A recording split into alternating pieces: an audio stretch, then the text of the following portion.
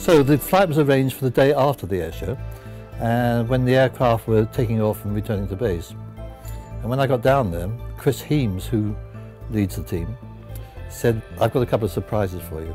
Rather than flying a singleton, what I would like to do is to do a practice formation aerobatic show, but also we've got clearance for the 4 Hunters to fly formation on the Vulcan." So at about midday, I went to strap in. Now that's a whole different story. Where I used to sort of jump up the ladder on scrambles and both feet at the same time into the cockpits, down, taxi out. If it had been a scramble, the air bombers would have arrived, gone back again. I'll get them on the second time.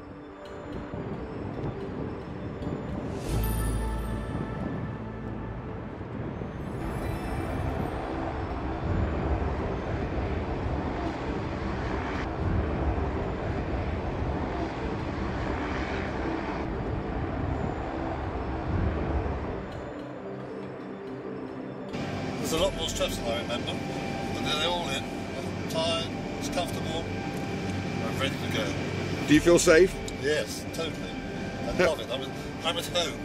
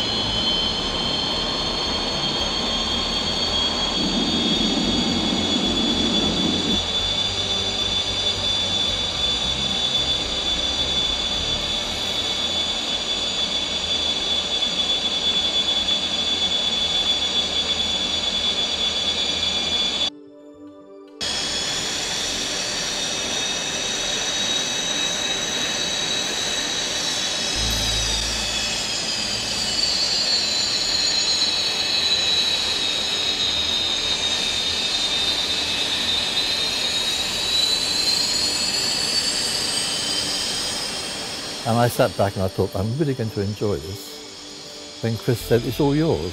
And I thought, I think it's all mine. So I'm taxing up. And so how the hell do you taxi this thing? I can't remember. Luckily, I put my feet on the rudders, and immediately, once I touched the brakes, it was obvious.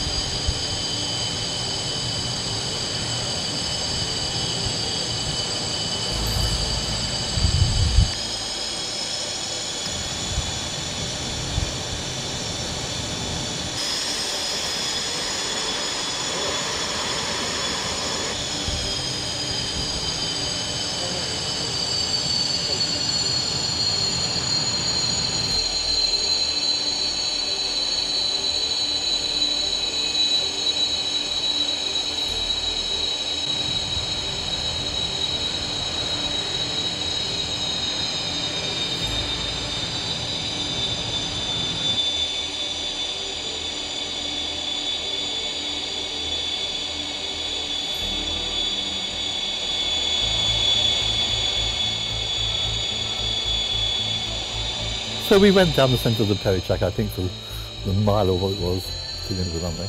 And then we sat there for a few minutes while the Vulcan started up.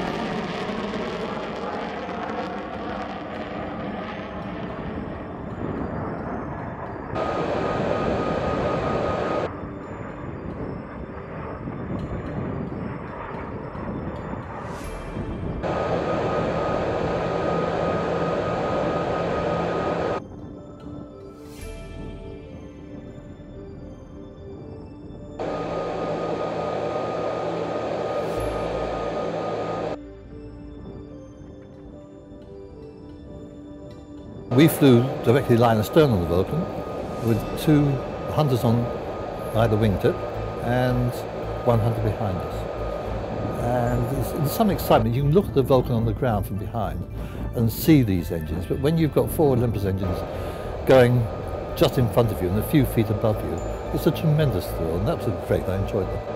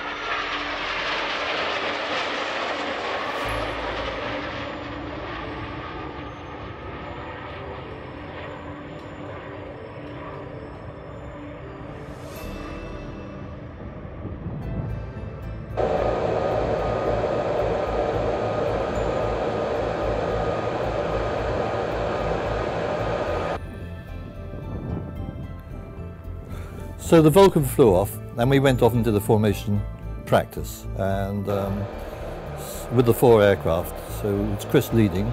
We had Gerald Williams as in the number 2 slot, Andy Gillett as 3, and Mark Southern in the 4. And we did rolls and loops.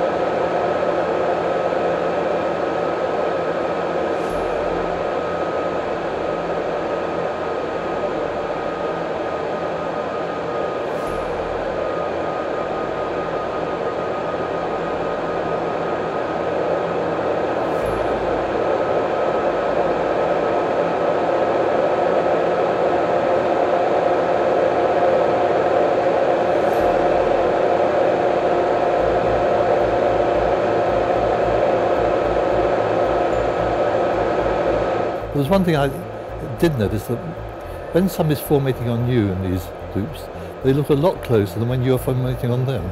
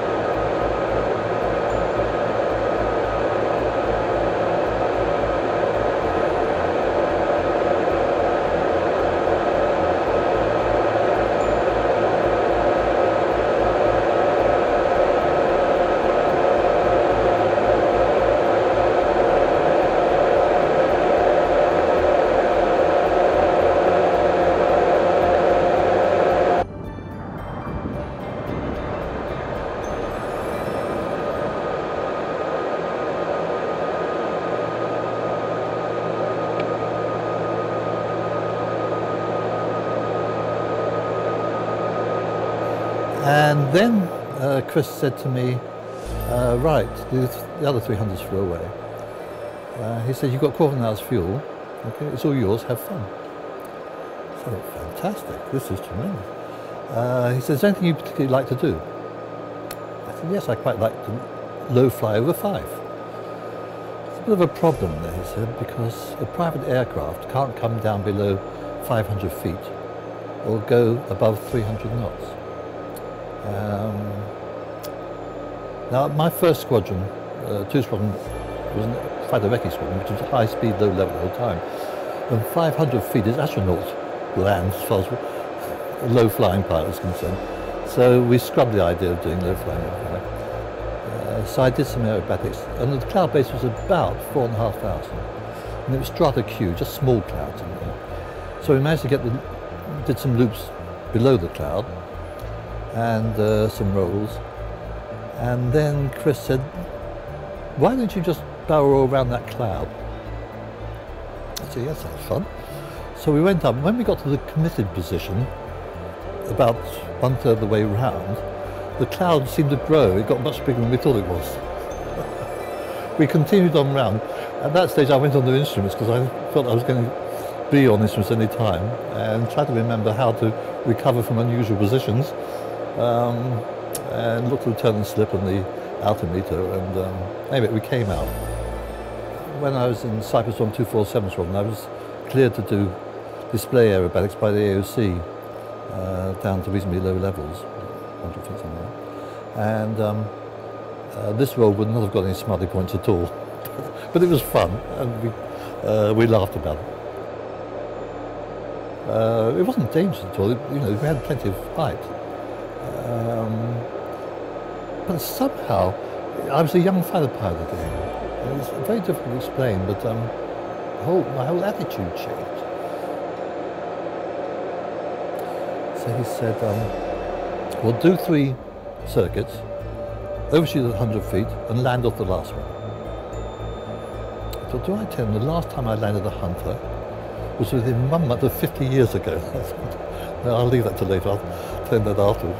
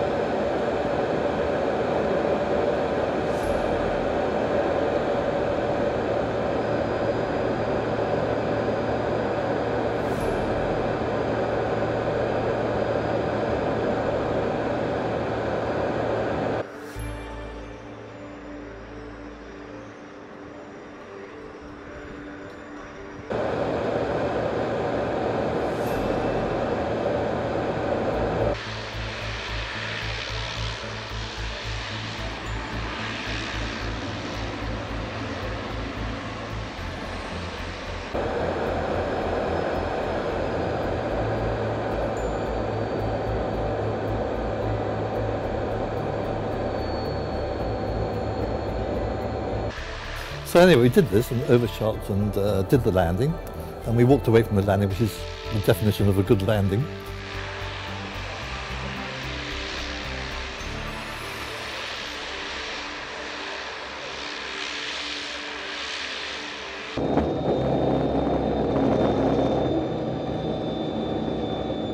Unbeknown to me, my son and my daughter came up, and they'd had to use cars, planes, trains and taxis in order to get there, but they made it in time. So they were there at the end, and I said to Tim, do you know, I can't explain it, but suddenly I'm much younger. My body's acting differently, my mind's sharper, my memories come back. I've lost 50 years. He said, Dad, look around. You'll see where the 50 years went. But it was fantastic, and I loved it. I'm still on the high, actually.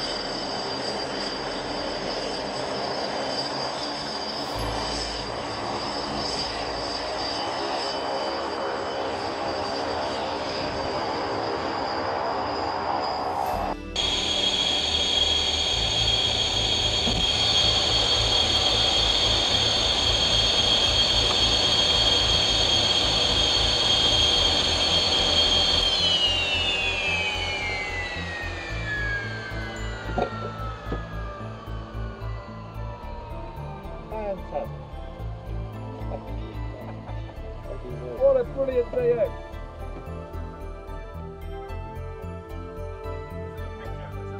Picture of the team. Yeah, middle man.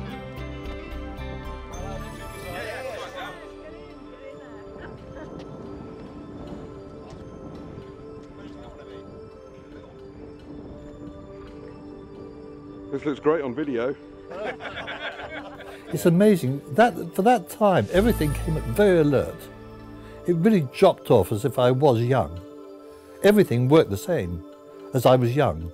It's slowly gone back again.